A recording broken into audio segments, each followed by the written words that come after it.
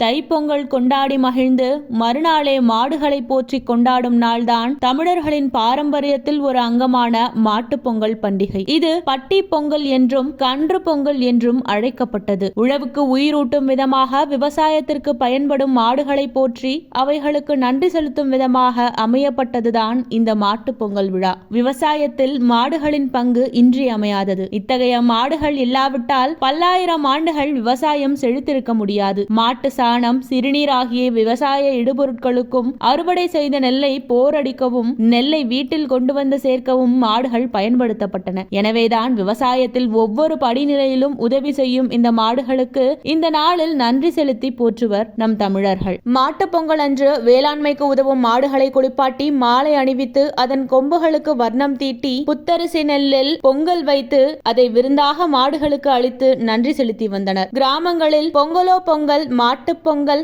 பட்டி பெருக, பால்பானை பொங்க, நோவும் பிணியும் தெருவோடு போக என்று கூறி கையில் தட்டுத்தாளம் அடித்து வீட்டினை 3 முறை சுற்றி வந்து வழிபடுவர். அதே போல உழவுக்கு பயன்படும் கருவிகளையும் கழுவி சுத்தம் செய்து துடைத்து மாடுகளை அந்த ஊரில் உள்ள குளம் அல்லது ஆற்றிற்கு அழைத்து சென்று குளிப்பாட்டி அங்கு பூஜை செய்து மீண்டும் வீட்டிற்கு அழைத்து வருவார்கள். கிராமப்புறங்களில் வீடுகளில் மாடு இல்லாதவர்கள் கூட அருகில் மாடு வைத்திருக்கும் வீடுகளுக்கு சென்று மாட்டு பொங்கலை கொண்டாடி வந்தனர். மாட்டு பொங்கல் அன்று மஞ்சு விரட்டு, ஜல்லிக்கட்டு போன்ற வீர விளையாட்டு போட்டிகளும் நடத்தப்படும். இன்றளவிலும் வெளியூர்களில் வசிக்கும் மக்கள் கூட பொங்கலுக்கு செல்லவில்லை என்றாலும் ஜல்லிக்கட்டை காண சொந்த ஊர்களுக்கு படையெடுத்து விடுவர். பாரம்பரியம் மற்றும் பண்பாட்டை பின்பற்றும் நோக்கில் நடத்தப்படும் இந்த நிகழ்வு ஏறு தழுவுதல் என்றும் அழைக்கப்படும். ஜல்லிக்கட்டு விளையாட்டு பல வகைகளில் விளையாடப்படுகிறது. வாடிவாசல் ஜல்லிக்கட்டு, மஞ்சு விரட்டு, வடம் ஜல்லிக்கட்டு ஆகியவை அதன் வகைகள். வாடிவாசல் ஜல்லிக்கட்டு என்பது ஒரு சிறிய இடத்திற்குள் மாட்டை அடக்குவது. திறந்தவெளி மைதானத்திற்குள்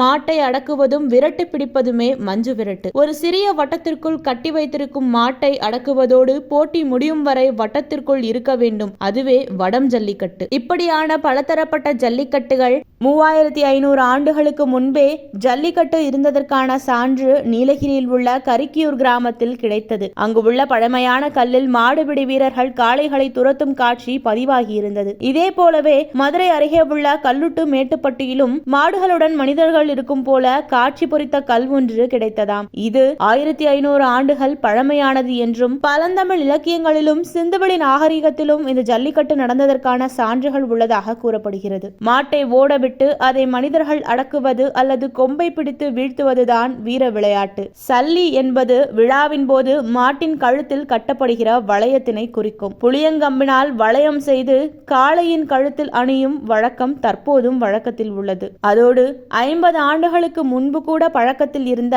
சல்லிக்காசு என்னும் இந்திய நாணயங்களை துணியில் வைத்து மாட்டின் கொம்புகளில் கட்டிவிடும் பழக்கமும் இருந்தது. மாட்டை அணையும் வீரருக்கு அந்த பணமுடிப்பு சொந்தமாகும். இந்த பழக்கம் பிற்காலத்தில் சல்லிக்கட்டு என்று மாறியது.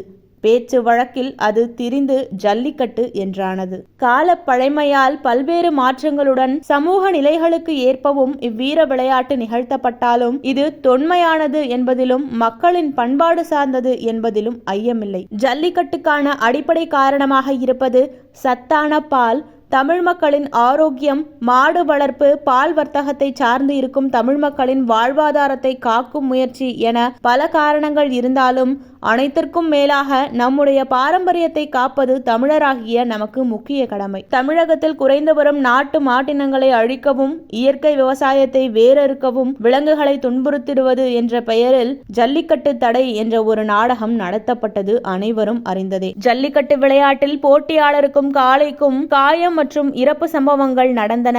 இதனால் ஜல்லிக்கட்டுக்கு தடை விதிக்க வேண்டும் என விலங்குகள் உரிமைகள் அமைப்பு கோரிக்கை விடுத்தது. நீதிமன்றமும் கடந்த ஆண்டுகளில் பல இதற்கு தடை விதித்தது. ஜல்லிக்கட்டுக்கு எதிரான இந்த தடையை எதிர்த்து பெருமளவில் மக்கள் ஒன்று திரண்டு ஒரு போராட்டம் நடத்தினர். அதன் விளைவாக ஜல்லிக்கட்டு தொடர 2017ஆம் ஆண்டு மீண்டும் ஒரு புதிய சட்டம் கொண்டு வரப்பட்டது. ஜல்லிக்கட்டு என்பது நீண்ட சமூக மற்றும் கலாச்சார வரலாற்றை கொண்டிருந்தாலும் ஜல்லிக்கட்டு தடைக்கு எதிரான அந்த போராட்டம் பெரும் அதிர்வலைகளை ஏற்படுத்தியது என்பது இன்றளவும் குறிப்பிடத்தக்கது. மாட்டுப்பொங்கல் என்ற பெயரில் மாடுகளுக்கு விழா எடுக்கும் ஒரே இடமும் தமிழகம்தான். காளைகளின் வீரத்தை பறைசாற்றவே நடத்தப்படுகிறது ஜல்லிக்கட்டு விழா. வருடம் முழுவதும் உழைத்து களைத்த மாடுகள் மாட்டுப்பொங்கல் நாளன்று புத்துணர்வுடன் சுற்றி வருவதை தமிழர்கள் கொண்டாடுவர். இப்படி விவசாயிகளின் வாழ்வோடு கலந்துவிட்டு அவர்கள் வீட்டில் ஒரு பிள்ளையாகவே வளர்ந்து உழவு தொழிலில் மனிதனோடு ஒருவனாக காணிக்குள் இறங்கி காலமெல்லாம் உழைத்து கொடுத்து உணவளிக்கும் விவசாயிகளுக்கே வாழ்வளிக்கும் இந்த மாடுகளை போற்றுவோம் இந்த மாட்டுப் பொங்கல் விழாவில்.